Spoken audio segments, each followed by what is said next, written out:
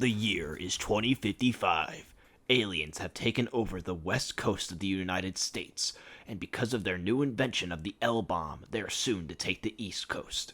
A seance has told that they only have one shot to get back to where they were and take control of their land to make two teenagers in Texas start a podcast about movies. Anyway, welcome to WAM. Welcome to WAM. So WAM is just going to be a movie review podcast where it's either going to be maybe a new movie that comes out or an older one that we'll go back to. We're just going to be giving our kind of general thoughts, what we thought could have been better, what we thought was ass, and kind of what we're excited for just in the news or up and coming for movies. Yeah, it's a movie podcast, so mostly we're just going to be talking about movie stuff. So Indiana Jones and the Dial of Destiny just came out. Yeah, well, it came out, what, a week ago? Yeah, about a week ago. And it made as much money as usually on their first day. Yeah, it was what? What did we see? It was 86 million in the first 5 days? 86 million in 5 days. That's horrible. And that's the 4th of July weekend, too. Dude, that's like not... That's when you should be watching Indiana Jones. What's movies. less American than Indiana Jones? The biggest thing about Indiana Jones is that it's definitely a dad movie. Even if it were to come out right about now, it's just a perfect movie for fathers. In sense of... I think that 4th of July is a father holiday. Mostly. That's just how I was raised. I mean, that's just, I think, because most fathers enjoy things exploding. I think that's really I think you're at right. the core of it. Especially since they're the ones that are usually tasked with setting off the fireworks. Like, it's always the head of the household, the dad, that's supposed to be doing all that. The leader of the clan has to let the fireworks off. So they basically have control over what's seen on the holidays. It's just a good family franchise. To see it make no money ever is really really sad.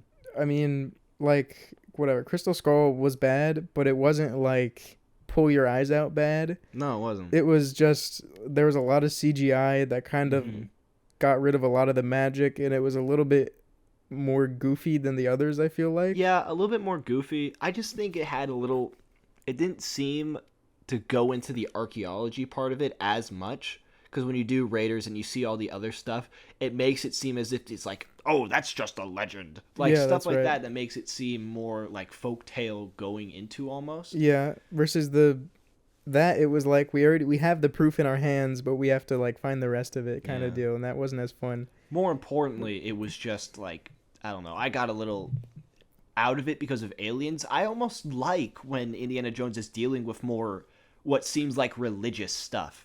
Because that's what the first 3 movies were. I think he does really strong when it's with a religious artifact or something like that, because you can base that in fact a lot, so you can pull from a lot, and then it just helps the audience like believe it more, I guess. Hey, you don't know if the dial was real. What if Archimedes did actually do that? Wasn't Archimedes like a bird or some shit? Like, I don't... No, you're right. Archimedes was a bird. I do. I don't know. No, really. Watching that movie, I was like, dude, isn't Archimedes like some bird? How long did you go in this movie thinking that Archimedes was just a bird? No, I didn't think it was gonna be a bird. I was just like, why is this guy called Archimedes? Isn't that a fucking bird? But I think in the Dial of Destiny, so I have one very simple question. What was the destiny? I don't know what the destiny was. What was destined? It was a time travel dial. I mean, there isn't like a prophecy. There's no destiny of any sort, really, I guess. It just says there are rips in like fucking space-time. Yeah. And it points you where to go. It's like a lodestone compass is what it is. From Minecraft? Yeah. What it seems like, how they explained the plot here, and I thought it was really dumb. Especially since it seems more scientific than it does anything else, which obviously just makes me ask, okay, how does that happen? And Indiana Jones isn't going to explain that because it's all supposed to be sort of a mystery. But that's such a scientific understanding of it. And the idea is, at random times, for no reason at all, sometimes ripples form in the sky, which connects one point to another. And it's just a natural forming phenomenon. They're just there, and no one's known. And conveniently, lightning clouds form around them. And like, for dramatic effect. Like the bad guy. How do you feel about the main bad guy? Because I think, first of all, he should have died when he got hit with the pipe. on the train, he should have just died. Yeah, how He took that metal should pipe have had to the like head. that was It was like a boink. Like he died. Like there's no Oh, shot. I love that shot so And he's much, fine though. afterwards. Like there's no Yeah, scar. yeah. There's not. He's There just wasn't. fine. And his whole like vendetta is like math is my power. It's so stupid. Math is I think that was. Well, I think the whole thing was with I guess that- Archimedes. maybe it was that was just with everybody war. talking about the power of math. I guess so. Yeah, because he was really like. He said something about Hitler not winning the war, and then he was like, "But math never fails" or something. Something And then the like math that. was wrong, and then I think it was really funny when Indy's like, "No, you're wrong." and then he's like, "Nah," and then 2 nah. minutes later he's like, "Fuck, go back." It's What was I gonna say? I liked the villain. I liked the idea that he's just like, Hitler was a failure. I will be better than Hitler. I think thought that could was have a been good cool, angle. but it wasn't introduced to us until like the The last end. like 30 minutes, not even. Yeah, And like that's when we found out what the stakes were. It was yeah. It was like, oh my god, the Nazi has the time trial. The Nazi has the time travel pancake. What are we gonna do? What is the difference between this and Biff giving the sports magazine in Back to the Future 2 to his young self? Parkinson's, probably. Park. Yeah, it's like a lazy. I think whenever series run their course and they're going for too long, I think they always fall to time travel as the, cause like Yeah. I don't know. I think at least always whenever they run for a long time, they go to time travel because they want to be like, hey, remember, hey. But they didn't You're even right. they didn't do Yeah. that with this. But then the time travel was one time. There was no like fun with it. There was no shenanigans. It was at the climax of the movie. Mm-hmm. And then the solution to, oh my god, we're in the past, what are we gonna do? Is punch, cut to black, we're back. Yeah, I have problems with that scene a little bit, but I really liked the aspect of Indy's just begging, please let me die. Let this series end. Please let me die. He And didn't then want everybody's it. just like, nope. Dude, I think I wouldn't have been pissed if he died in the past, because that whole movie he was just sad. And anytime they bring legacy characters like that, they're just sad. I hate And his that son trend. died, his wife was gone. He didn't even want to go on the adventure. It's just because he was wanted for murder, which, by the way, at the end of the movie isn't even cleared. He's still wanted for murder. Yeah, they didn't clear it up No. with any authorities. They didn't. He's just with Marion now. Because isn't the whole plot just like, I need to track this guy down so I can clear my name? Yeah. And then he died in In Greece. 300 BC. What about the girl, the side character? How do you thought feel about her? I liked her simply because she was the only character that was expressive. The kid that she traveled along with, I don't remember her name or his name. He was boring. Mads was cool at times.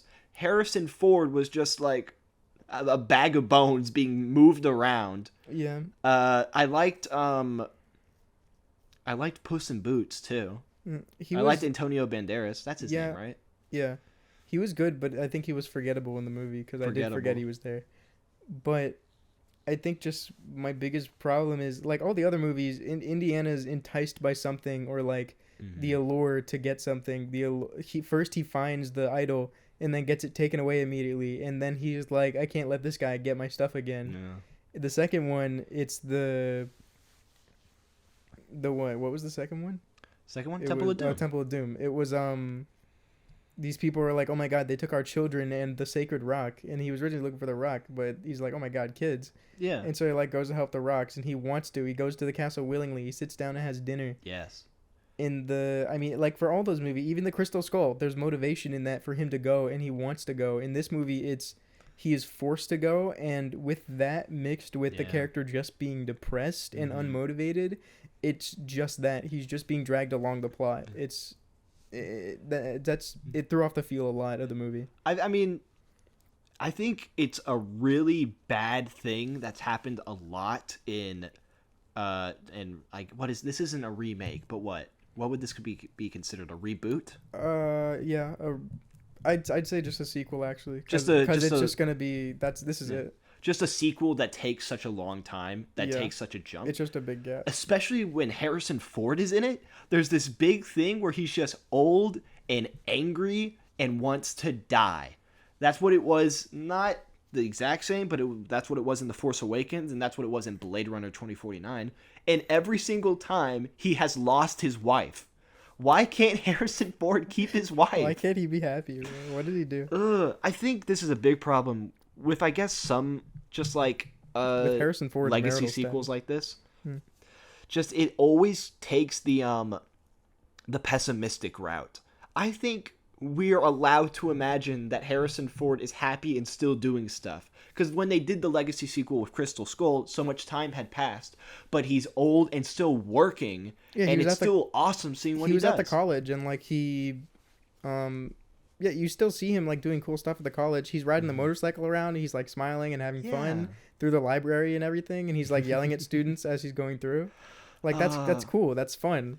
It's in this movie. I can't believe you're a bad guy. That's something has to be said where we're finding all new ways to enjoy Kingdom of the Crystal Skull because of how bad this one is. Like, everybody's saying that was the bad Indiana Jones movie. We need to forget about that movie. No, dude, at this point, I 100% think that this movie is going to take its place. And I think people are going to be going, man, Crystal Skull really wasn't that bad. No, it's... Because, like, I think wasn't the biggest problem with Crystal Skull just it was really bad CGI, and there was like... bad CGI. It was, like, I just didn't like that there were aliens. Really, and like, I think far-fetched, kind of. A little far-fetched, and then... I don't know. I never was sold on the Soviet villains. Yeah, I don't know I can why. understand why they would go from Nazis to that just for the era. Yeah. And I think that works well. I didn't like Greaser Shia LaBeouf. I thought the fact they made him a greaser was stupid, and it wasn't even like a little bit. It was just his entire character. That's who he was. And it sucked. It was framed up a lot with the girl, his goddaughter. Mm-hmm. It was framed up to be a passing of the torch a lot, but then they didn't fully commit to. They didn't do it. I'm glad they didn't. I'm glad they didn't, but it feels like all the setup was there, and then they're like, never mind. But then they just left the rest of it there. I've heard somebody say that this script feels like it had so many different drafts, and they sort of just took random things, like random baggage from each one as they kept going. You can definitely tell that there almost seems to be a battle with her where it's like, okay, do we make her a protagonist going forward, or do we make her the sidekick to Indiana Jones, where, you know, the usual setup is that there's like, you know, one cool little fella, either it being Pez, I don't know what his name is, but we just call him Pez, Kid. Or Short Round or someone like that, and then there's the girl. Mm-hmm. And that's how usually the setup is. What was the setup in Last Crusade, actually? In the Last Crusade, it was him and his dad. But yeah, it was really just him and his dad. They had the girl at the beginning. It's just she double-crossed. Yeah. You think Indy hit it raw? I do not think Indiana Jones would use any protection ever. I think he'd think that's evil. Do you think his dad hit it raw? No, I think his dad is safe. I think once you have Indy as your first kid, you never make that mistake again. Have to be safe, darling. One of the multiple problems in Dial of Destiny is the cinematography. I love what Steven Spielberg does with his things. This might be more what cinematographers he chooses than necessarily what he's deciding to do. But one thing I've always loved about him is there's never a shot. There's never a cut where you're thinking that was without intention. He keeps a shot running for as long as he could. Like, every shot he has is moving. It's always reframing.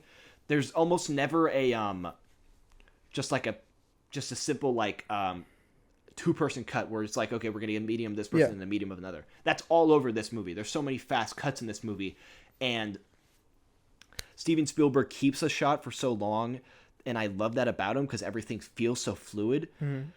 And that's just one way that I'm a little disappointed at it. The camera work could use a lot more inspiration. I think the whole movie overall just feels like it feels like people were given the IP of Indiana Jones and they didn't watch the other ones, but they got the Spark Notes.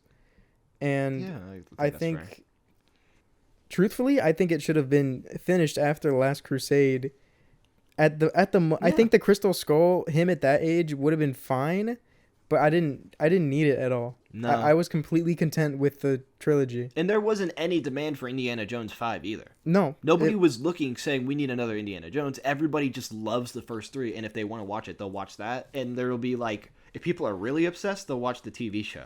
It's just a cash grab, and that's really what it feels like, because and that just came out in the final work, and that's really disappointing for anyone that cares about the franchise at all or the character at all.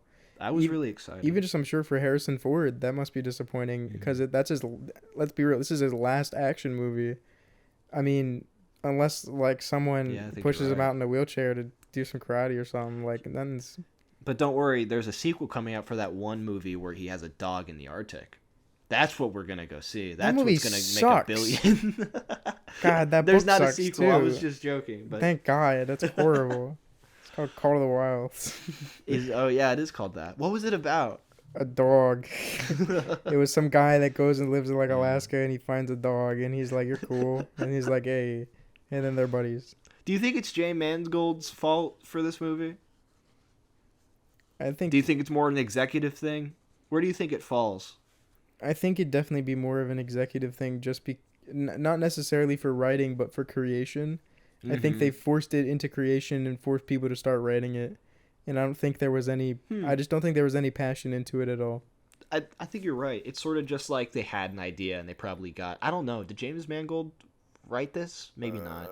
I'm not sure. But I like James Mangold as a director. And there were times where I thought he did really good. I know a lot of people hate the start because of the de-aging CGI looking whack. Actually, we were on a call with our audio teacher from high school, and we were talking about how we're starting this episode. And he's like, "I hated it so much. He looked so stupid de-aged." But I like the scene just because it felt more like Steven Spielberg, and the iconic style that I love. And the bomb bit, where it's just falling floor from floor, and then he's hanging there by his noose. That was very indie. That was good. Legitimately, that brought me so much joy, and I'm like, oh my gosh, this is gonna be an okay movie. I got excited, and then it kept going. And I think when I really started, when did you start hating this movie? The 5-minute chase scene on the tut-tut. Yeah, on the tuk-tuk. That's when I did too. It was just so long. I mean, there were so many points where they could have stopped and, like, transitioned to something else, or just a different place or something different to look at. I was just so tired. I get that. I think I started hating it around then. I started hating it when we go to I forgot what her name is in the movie, but Phoebe Waller-Bridge or something. I know her first name. The goddaughter? Yeah, goddaughter. Yeah. When she was starting to sell the dial, I'm just like, okay, I get why you could do that, but that's just an uninteresting take from us to take. I would have much rather seen her just have an obsession with trying to, like, finish her father's work because he died doing it or something like that. I think they, especially with Short Round, like the kid, whatever. The kid, I think either A, shouldn't have been there at all, or B, should have been introduced a little. I just think they should have, that whole situation where how Marion and Indy met and just their relationship through it, I think is just what?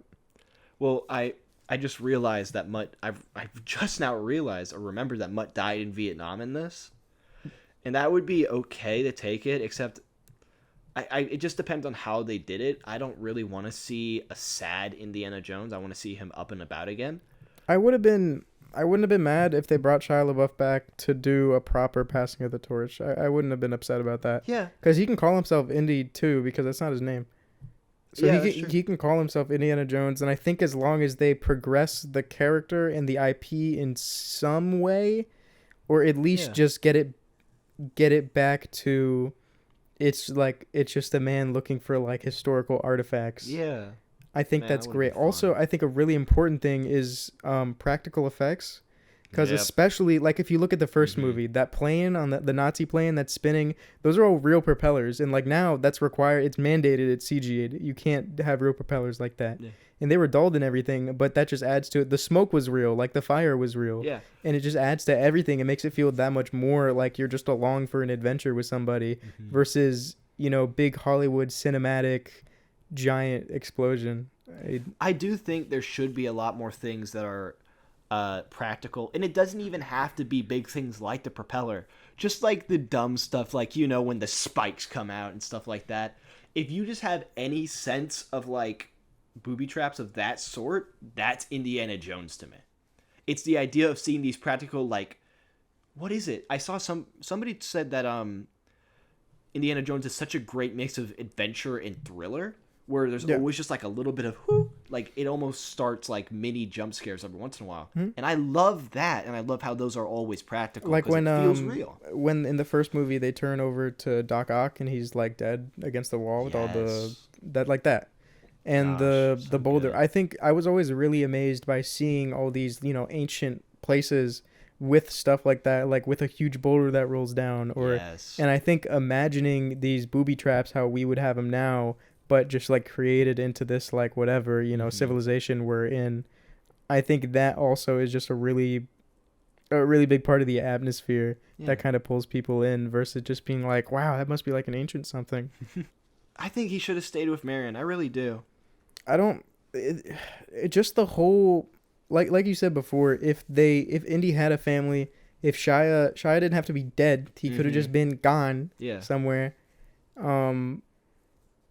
And just the need that they had to make him sad, I feel just brought a lot of the movie down. I do, because then his relationship with Marion is different. His relationship with with everybody in the movie is completely different. Because the whole time Indy's just like, I want to kill myself. Just let me die already. That's not even acting. That's just Harrison Ford. He's just old. He was excited for this press tour, though. He was. He seemed really excited. He's never really excited on press tours. He always sort of hates it. The only time anybody saw him excited, which ironically was for The Force Awakens, and everybody knows he hates the role of Han Solo. So people are like, man, why is he so excited for this press tour? And then everybody realizes because he's finally dying. Because they finally killed Han Solo and he's gone. He's disattached. Thank God. He's like, I'm done with all you bastards. I'm never going to see smiling through his teeth. This is the last time I have to look at your faces. It's the last time I have to talk about Star Wars. I think if anything, this movie just soils the IP and the ability to do, I mean anything with it in the next few years. I think the video game still has yeah, that's true. I think that has a lot of potential, especially since I think they can do adventure really well in that. Yeah, if they do something like an Uncharted, because Uncharted is just Indiana Jones. It is. I need to play it so bad. You do. Should I do the whole collection or just 4?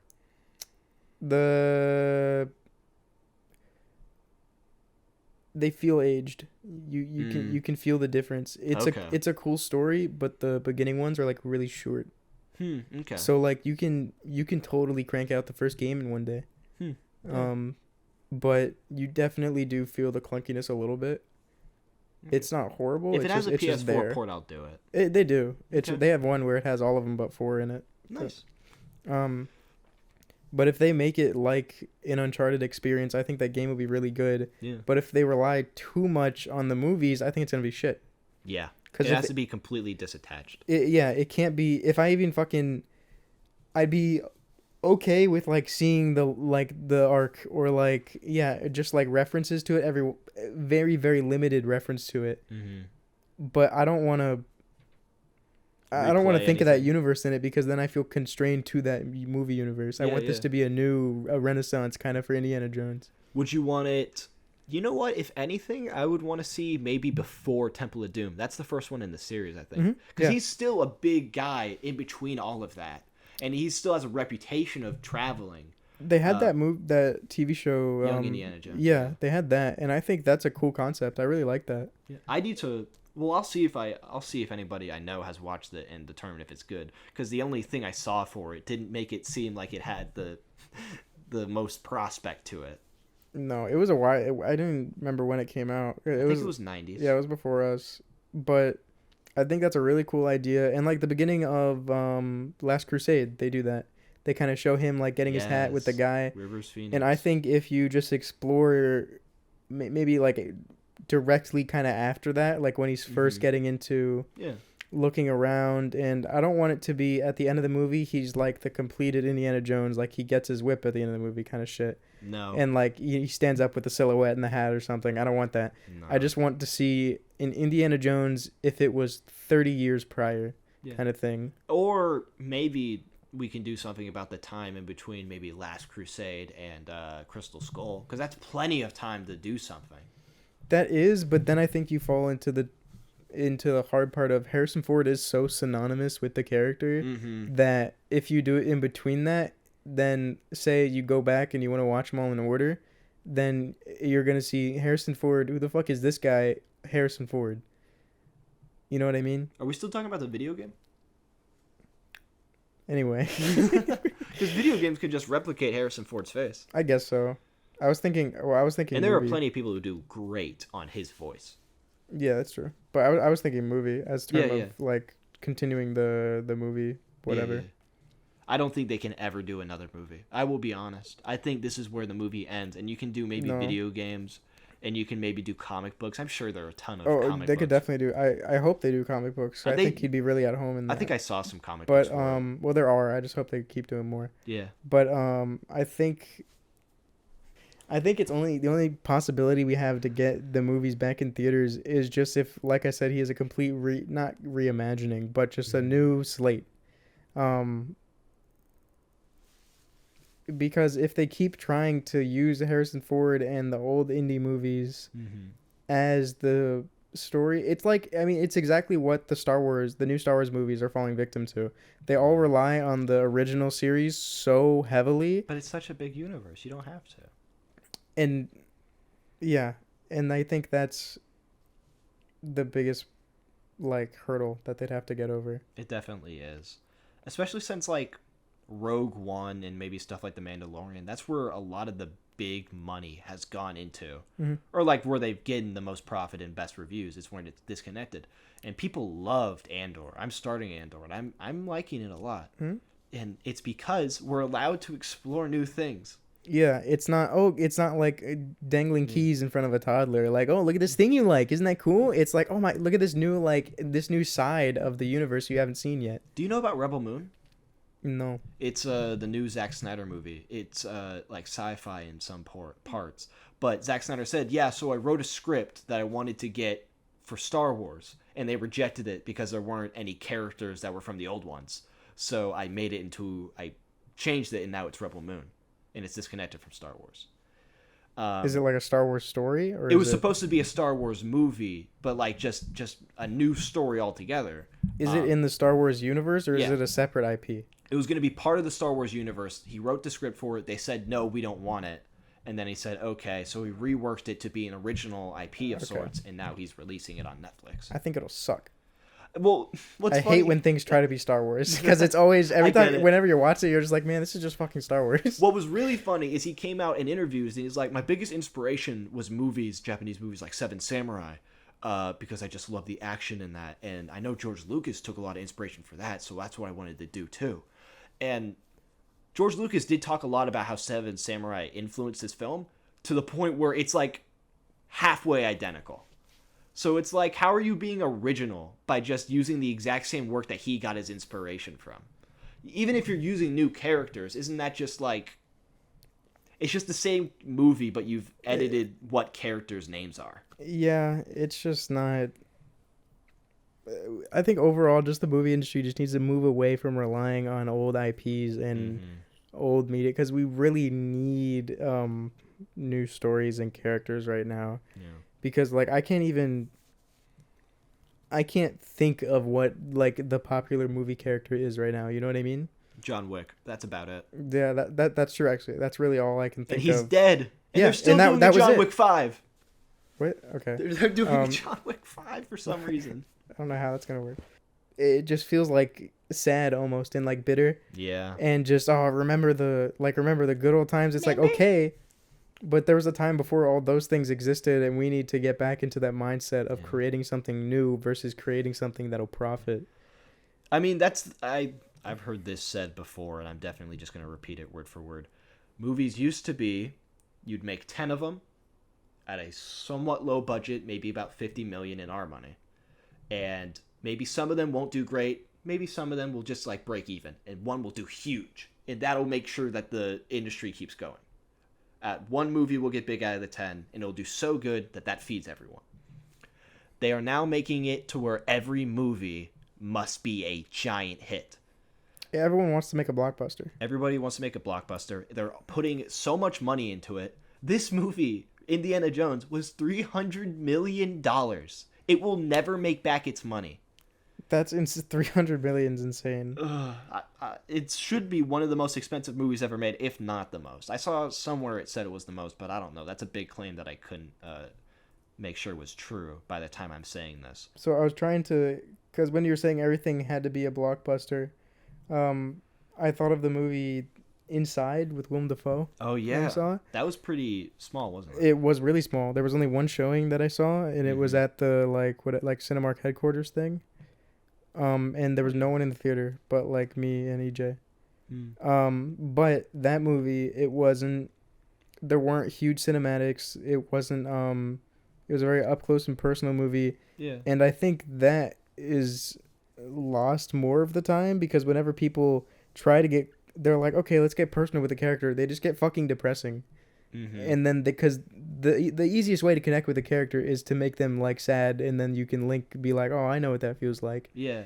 But then it's just too easy, it almost feels like, and so everyone's doing it. And when every movie starts with, oh, this big strong guy is really sad because of this tragedy, it gets a little stale. All right, I think we're about set to wrap then. Yeah, I think this is happy first episode, everyone. Yeah. If you wanna hear us again, we're gonna try to keep a loose but steady schedule. We don't know when the fuck it's gonna go up. Yeah, we have no idea. We're gonna try. Yeah. We already got some movies right now that we're thinking about rewatching or just talking about on the podcast. Yeah. But I mean, yeah. We've been WAM. You've been WAM. Thank you.